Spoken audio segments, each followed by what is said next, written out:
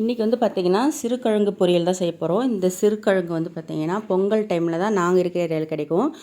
எங்கள் ஊர்லலாம் வந்து பார்த்திங்கன்னா இது எப்போவும் கிடைக்கும். எப்போனாலும் நம்ம வாங்கி செஞ்சுக்கலாம். ஆனால் நாங்கள் இருக்கிற இடத்துல வந்து பார்த்திங்கன்னா இந்த பொங்கல் சமயத்தில் மட்டும்தான் வாங்கி செய்ய முடியும். அந்த டைமில் நான் 1 கிலோ 2 கிலோ அந்த மாதிரி வாங்கி வச்சுட்டு அடிக்கடிக்கு செய்வேன். இந்த கிழங்கோட டேஸ்ட்டுமே அவ்வளோ சூப்பராக இருக்கும். உருளைக்கிழங்கை விட டேஸ்ட்டாக இருக்கும். குழந்தைங்களுக்குலாம் வந்து இது ரொம்பவே பிடிக்கும். முதல்லலாம் வந்து பார்த்திங்கன்னா இதை வந்து சாக்கு கோணி இருக்குல்ல, அதில் வச்சு தேய்ச்சி எடுப்போம். இப்போல்லாம் வந்து பார்த்திங்கன்னா 2 விசில் விட்டு அதை தோலை உரிச்சிடுறேன். அதை உரிச்சதுக்கப்புறமே மண் கேப்லலாம் இருக்கும். அதை வந்து பார்த்து எடுத்துருங்க. கொஞ்சம் வாஷ் பண்ணிவிடுங்க மண் இருந்தாலும். உரித்து தனியாக எடுத்து வச்சுக்கிட்டேன். தக்காளி, வெங்காயம், பூண்டு எடுத்து வச்சுருக்கேன்.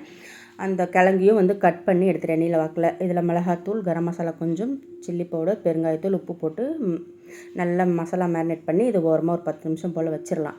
இந்த பக்கம் வந்து பார்த்திங்கன்னா கடாயில் எண்ணெய் ஊற்றிட்டு கடுகு உளுத்தம்பருப்பு போட்டுக்கோங்க. அடுத்து கருவேப்பிலை, தட்டி வச்ச பூண்டு, வெங்காயம், தக்காளி இது எல்லாத்தையுமே நல்லா வதக்கி விட்டுக்கோங்க. கொஞ்சம் தக்காளி கூட வந்து உப்பும் கொஞ்சம் போட்டு இதை நல்லா வதக்கி விட்டுட்டிங்கன்னா கொஞ்சம் மசாலா மாதிரி வரும் பார்த்திங்கன்னா அந்த டைமில் இந்த கிழங்கையும் எடுத்து இதில் போட்டுடலாம். அந்த கிழங்குல வந்து அவ்வளோ சீக்கிரத்தில் மசாலா ஊறாதனால தான் முதலே வந்து மசாலா வந்து நான் மேரினேட் பண்ணி வச்சுட்டேன்.